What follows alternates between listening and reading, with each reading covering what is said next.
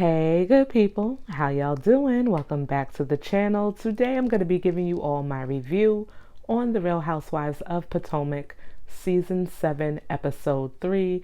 Thank you guys so much for watching. I am trying to get to 100 subscribers, so I am hoping that you guys can help me out with that. So please hit that like and subscribe button. Definitely comment down below. I want to hear what you guys' thoughts are on this episode, and without further ado, let's go. Before I fully get into this review, I feel like Robin is working hard for this check. I don't know, she feels like this might be her last season and she kind of wants to throw a Hail Mary or something like that.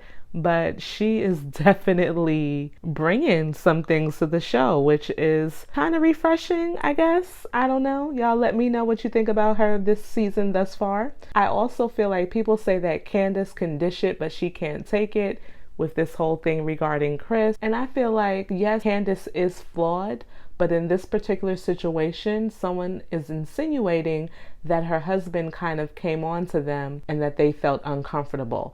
I'm not trying to take anything away from Giselle's experience. If she felt uncomfortable, then she felt uncomfortable. But I do feel like there's a better way you could have handled this situation, especially because you and Candice are friends. So we are at Ashley's TikTok party. Candice requests or kind of demands that the producer Eric comes and speaks with her. So when Eric comes onto the scene, Candice is saying, if this is going to be about maligning my husband, you don't want me here. Michael Darby is available for that, not my husband. I'm like, okay, Candice, make it plain. Eric says he knows what is going on, but he cannot control what the other women are going to say, which of course, it is what it is.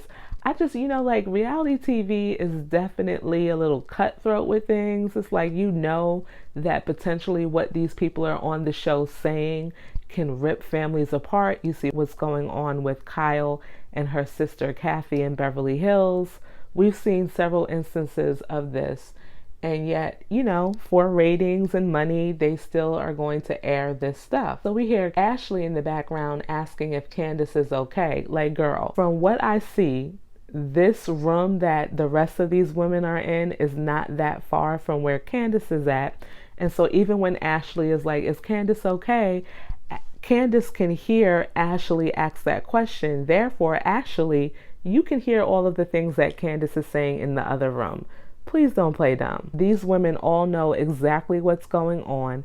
If you think for 1 minute Gisele didn't let the rest of these ladies in, probably with the exception of Wendy, on what she was about to say to Candice, then something is wrong. For a moment there, I did feel like Candice was making this a little bit more about Michael Darby, but then I understand what she was trying to do, which is show the difference between her husband Chris and Michael Darby and the type of character that each of them have, or at least have shown on this show thus far. We all know that Michael is a little handsy with people. He's a little inappropriate. And so Candice is telling Eric, the producer here, that listen, if Michael rolled up in here, all of the women would be giving him a hug and offering him tea and crumpets. I don't know, the tea and crumpets part made me laugh. They do show a flashback of Gisele telling Ashley about Michael's bad behavior and basically kind of condemning his bad behavior. So of course, Candice, this is not true.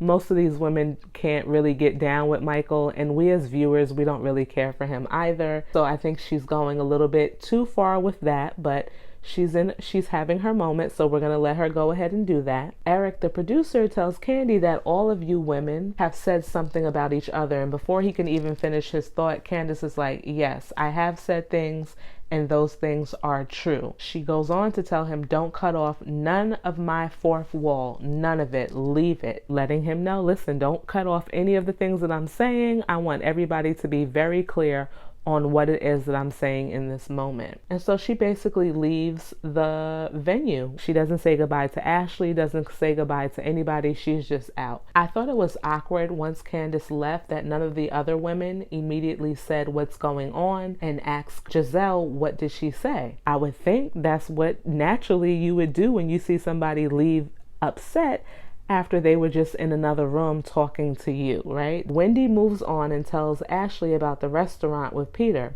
At first I was a little confused as to why Wendy was talking to Ashley about this restaurant thing, But then I remember that Ashley and Michael, way back when she first came on the show, kind of started their own restaurant, if you guys remember, Oz. So of course, Wendy would want to pick Ashley's brain and kind of get an idea of what she's getting herself into. Ashley asks a very good question. She says, how is this restaurant going to affect you and your husband's relationship? Remember, Ashley and Michael went through it over this restaurant, Oz. I don't think it did really good at all because they clearly don't have the restaurant anymore. But I feel like that restaurant almost got them a divorce a lot sooner. I think that if they would have stayed owning that restaurant, they probably would not have lasted as long as they did. So Wendy does say that, Eddie is not down for this. He doesn't want her to do anything else until she can figure out how to handle the rest of what she already has going on. Which is, that's a no-brainer. So I totally agree with Eddie. Why add more to your plate when you still need to manage the other things that you have going on? And like Wendy, I just think she's stretching herself a little too thin. Gisele and Mia go into the other room so that they can discuss their issues. While they're in the other room, the other ladies looking at these women, it's like Wendy doesn't really have anyone who's an ally for her right now, right? Candice left, Karen and her are on good terms, and Karen is not there, and she's stuck with the rest of these women, and you already know Robin does not get down with Wendy at all. Ashley and Wendy, I'm kind of surprised by their relationship. Maybe they've mended things over the summer or whatever it is. And then we have Charisse, who we know is really cool with Robin, so I think poor Wendy is just by herself. Ashley brings up the fact that she feels as if Gisele is taking the brunt of the blame for saying that Mia is lying about her whole cancer scare when they all have similar sentiments. Wendy then says that she is coming from a different place and is going to give Mia the benefit of the doubt, but if it isn't true, Mia should clear it up. Robin chimes in, and I feel like Robin came in a little more aggressive than I think is necessary for this conversation, but like I said earlier, Robin is trying to secure that bag for next year, and Robin says that she does believe Mia is going through something, but her social media post was very confusing, and that she believes Mia had enough time to say basically, I do or do not have cancer. That is true. I'm not trying to question this whole thing because when it comes to people's health and stuff like that, I'd like to believe that people are going to be honest when they say that they potentially could have something. So, I really don't know. I don't feel comfortable commenting on this woman's health situation. I just do not. Meanwhile, in the other room, Gisele says she has been a little confused by the social media posts that Mia has put up, but it's her business. Mia says that she never expected Gisele to question her health. She more so expected it from New Booty Wendy. That made me laugh when she said New Booty Wendy. We all know Miss Wendy got some work done after having her third child, and I think Wendy looks great. Whether she has a new booty or not, she is a beautiful woman. Matter of fact, all of these women are. In the other room, Wendy is saying that she was going to give Mia the benefit of the doubt, but other stuff has happened since then, and she is kind of questioning what is going on with Mia. And I'm like, Wendy, girl, you are confusing me. Either you are giving this woman the benefit of the doubt or you're not. Robin then asks Wendy why did she try to put it on her and Gisele last week at Karen's party, and they show a flashback when Wendy was kind of playing dumb at the party and making it seem like she didn't know that the other women were talking about Mia's thing, saying like, oh, what did Gisele say? Did Gisele say that?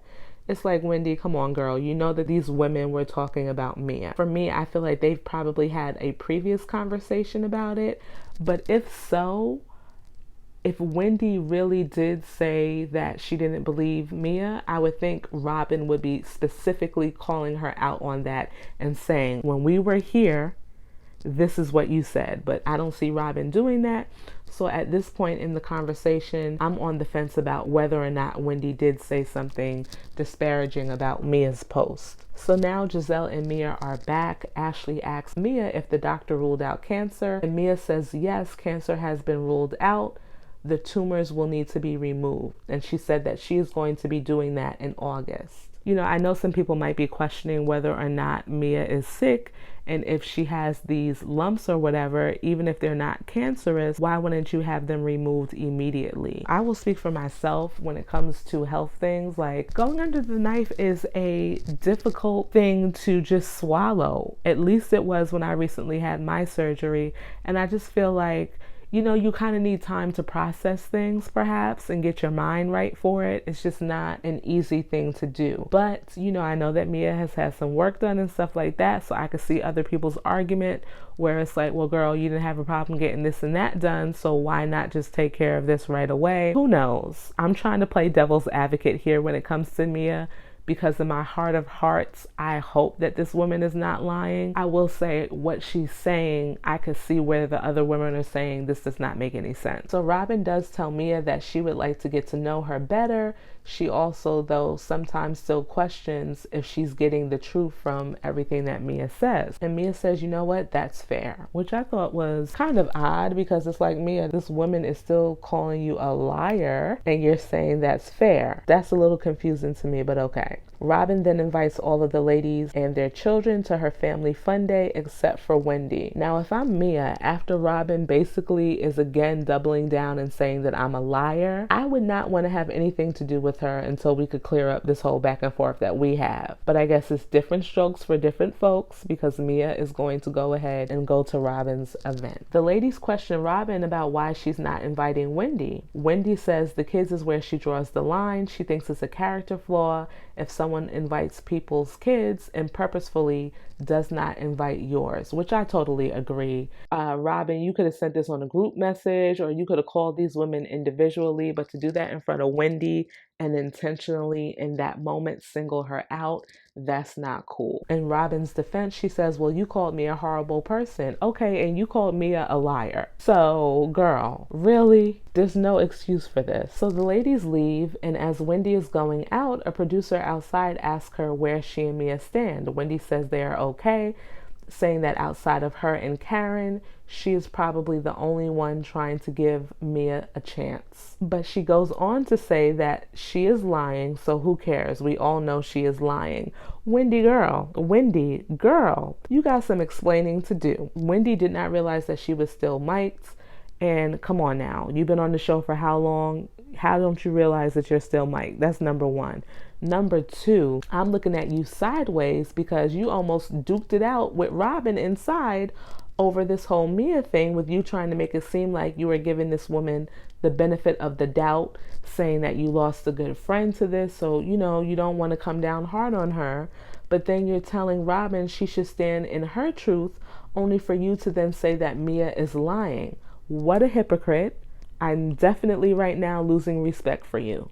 Now we're over at Candy's house and she is getting injections. I'm happy to see her go through this process, and I hope that when she and Chris are ready, they will have success starting their family. Candy does address the Gisele situation in her confessional, and she says she just got too comfortable with Gisele, mother shut your mouth Bryant. She almost looked like she was ready to cry, and I did feel really bad for Candice in this moment. I also feel like, girl, given Gisele's track record, the only person that she's loyal to up until this season, it seemed like, was Robin. And even in seasons past, at times that could be a little bit faulty. So you should know at this particular point in time, Gisele is not loyal to anybody but herself.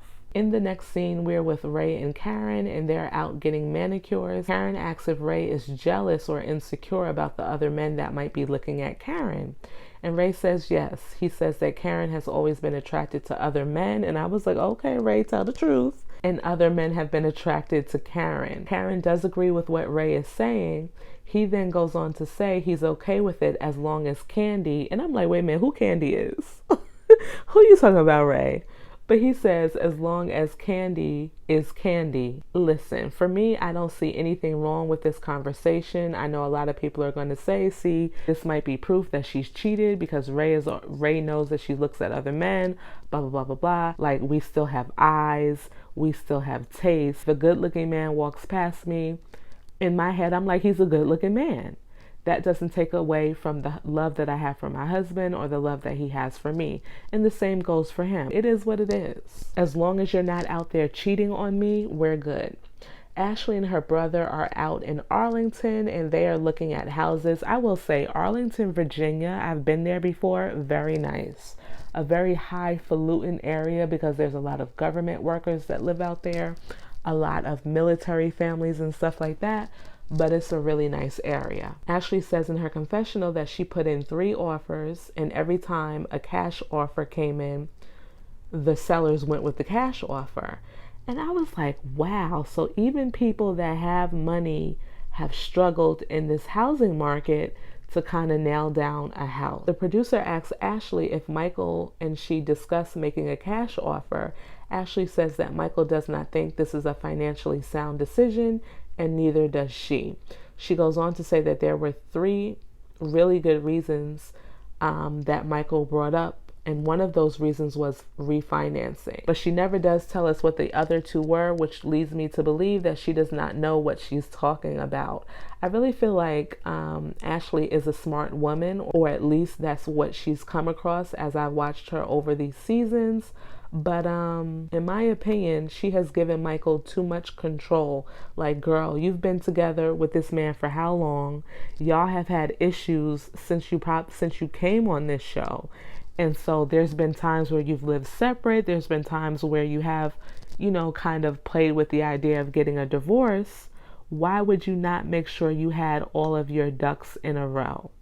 Why are you relying on him to help get you a house? Where you have someone like Robin and Juan, they went through a whole bankruptcy and they just built their new home and they're living in it right now. So I don't understand what's going on with Ashley and her money. Y'all let me know what you guys think about that. Also, I'm not rich yet, okay? I don't got them coins yet. But I would think that if you have the money to go ahead and buy a house in cash, why would you not do that? Now, if I'm wrong about this, if I need to be educated myself about this, you guys drop that in the comments and kind of point me in the right direction. Ashley mentions to the realtor that Michael asks not to reveal that they're separated until they purchase a house. Natalie, who's Ashley's realtor and also works for Michael, tells Ashley that basically she has spoken to the lender and all is good. Like, this is not an issue, which came as a surprise to Ashley. So in Ashley's confessional, the producer asked her if she was surprised by the revelation because she did seem very surprised. Ashley says yes, she was surprised and that she is now kind of looking at Michael sideways. The producer then asks if it makes her worry that he is already right out of the gate lying about the finances. And Ashley says yes. When she thinks about it, it makes her very angry, but she cannot let that bog her down. Girl, that's terrible. Okay, y'all are not divorced and you're just trying to create a better life for your children after this chapter with Michael. And so I would think that Michael would just be forthcoming and do whatever he can to make sure that his soon-to-be ex-wife and their 2 small children are good. But you over here lying to her, and it's again like a control thing with him. To me, this whole thing seems very strange. So when Ashley talks to her brother, I think his name is Zach, she breaks down because she realizes that her marriage is coming to an end. She wonders if she's making a mistake. Why? Because you realize that you're going to be on your own for the first time in your life? That's not enough reason for me to say, let me stay married to someone who's not making me happy. So Ashley's just going to have to figure it out. Now we are at home with Robin, and her house is absolutely beautiful. From the outside to the inside, wow, is all I can say. Juan comes downstairs, and I used to think Juan was a very good looking man back in the day when he used to play college basketball for Maryland, I think it was. But wow, has he aged even since the first time we saw him on this show. Robin asked him how he feels about a prenup, and he says he doesn't care because he makes more money than she does. In Robin's confessional, the producer brings this up, and she says he may have said he will make more money than me. And I'm just like, the 2 of you guys have to get on the same page. And I also feel like Robin is always throwing curveballs at Juan on the show, like always taking him by surprise. He never really knows what's going to come out of her mouth. And nine times out of 10, what she says really pisses him off. To me, I don't care if she makes more money or he makes more money. As long as they're happy, that's all that matters. Pretty much the rest of this scene is Juan telling Robin that he does not care about the prenup. He's proud of all of her accomplishments and would never try to come after any of that if their relationship went left. And I mean, he convinced me, so I'm good. But you know, Robin, she's still going to press the issue. So now Wendy is at the doctor's and she's seeing, I believe the doctor's name is Dr. Kindred, about her hair. Wendy's hair, since having her daughter, is falling out. We see that she kind of has not a bald spot, but a lot of thinning in the crown of her head. And this is something that happens to a lot of women, and myself included, after having kids. It just feels like clumps and clumps of hair fall out. I'm surprised I'm not bald at this particular point in time. So the doctor says that all of this could be caused by stress. And Wendy says something that I found to be so sad. She says all she knows is stress. She watched her mom be nothing but stressed growing up, and that's the only way that she knows how to live, is being stressed. Wow, that's a lot. And I really hope that Wendy, after watching this season, and I think she also does go through some type of health scare later on in the season, that she really takes a step back and reevaluates some things, because life is not supposed to be you being stressed all the time. So the doctor does give her a treatment. I'm actually going to look into this treatment myself because I never heard of this medicine before, but I'm definitely going to look it up and see what the people are saying about it.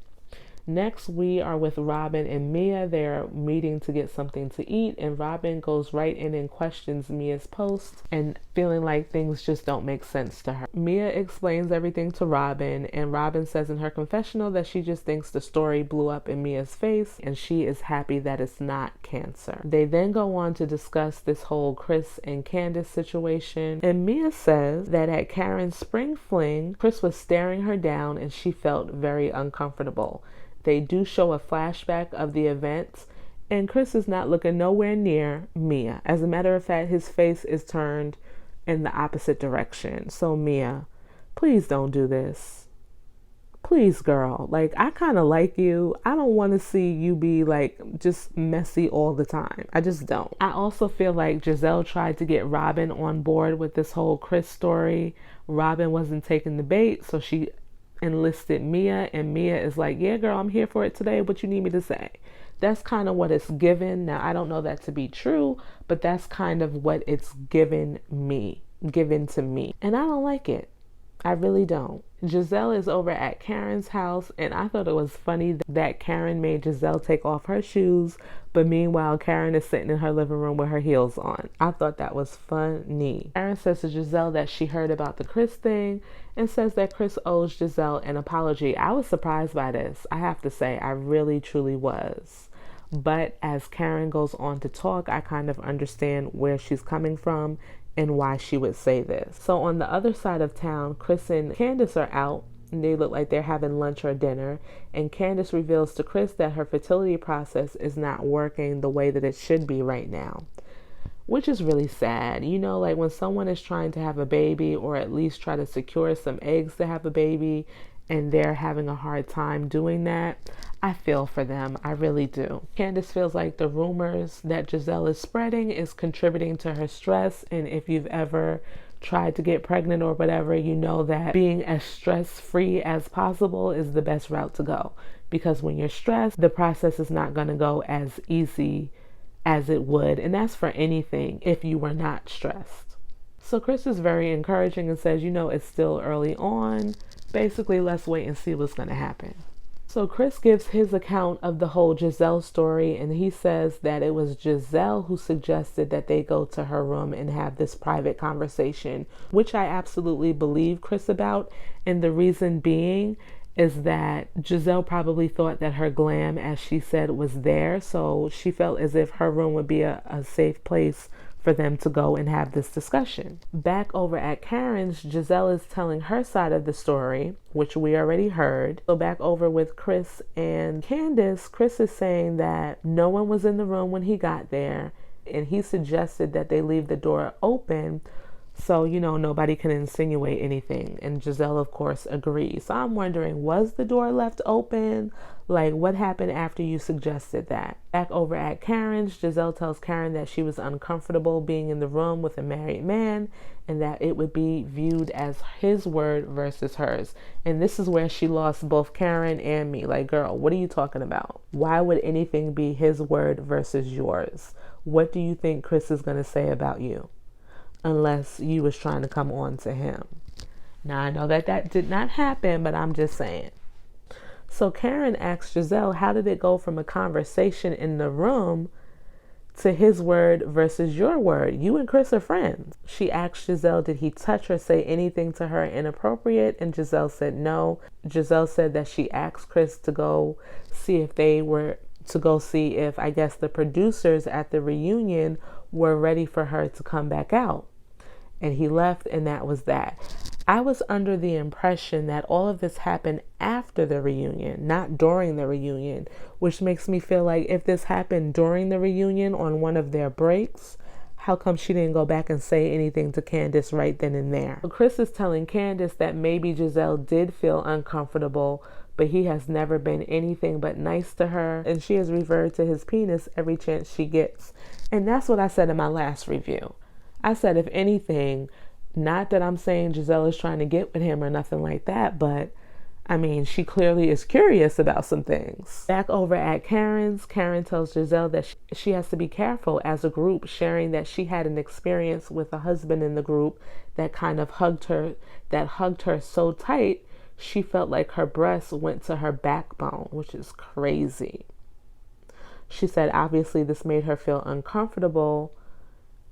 And if Gisele felt uncomfortable, she was warranted in feeling this way. So now I kind of see why Karen would be like, yeah, Chris owes you an apology or whatever the situation is. Unlike Gisele, Karen did not make this her storyline and instead went and talked to her minister and her husband. They think that this person had too much to drink and that it wasn't warranted sounding the alarm on his behavior. At first, when she first said this, I thought that she was talking about G, who's Mia's husband. But she said this happened 3 years ago. So I'm thinking it was probably Michael Darby. I don't know. Y'all let me know who you think it was. So Karen goes on to tell Gisele that she did not have to say anything on camera. Gisele is like, nope, I didn't bring it up to the group. Robin Dixon brought it up. Do any of you feel like Robin really goes hard sometimes trying to defend Gisele, but every chance Gisele gets, she's kind of throwing Robin under the bus? Like, Robin is way more loyal, in my opinion, to Gisele than Gisele is to Robin. So Karen, of course, asked Gisele, well, how do you feel about this? And Gisele was like, I haven't had a chance to talk to Robin about it yet. So in Karen's confessional, the producer asked her if she thinks there are cracks in Gisele and Robin's relationship. And Karen is like, yes, of course. And everyone can see it. Karen is definitely on point. We are only 3 episodes in and I have seen the cracks. Back over with Candice and Chris, Robin shows up. And I'm like, wait a minute.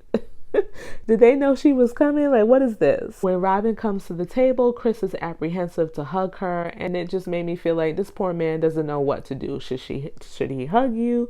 Should he not hug you? It kind of also makes me feel like this whole accusation against him is completely, obviously incorrect. That's just my opinion. So Robin, feeling Chris and Candice's energy, of course, says, don't do this to me. I guess we need to get right into this conversation. Robin tells Chris about the Ashley Instagram conversation that she had and lets him know that she did not feel like Chris was trying to come at Ashley inappropriately. It's not like he slid into her DMs or anything like that.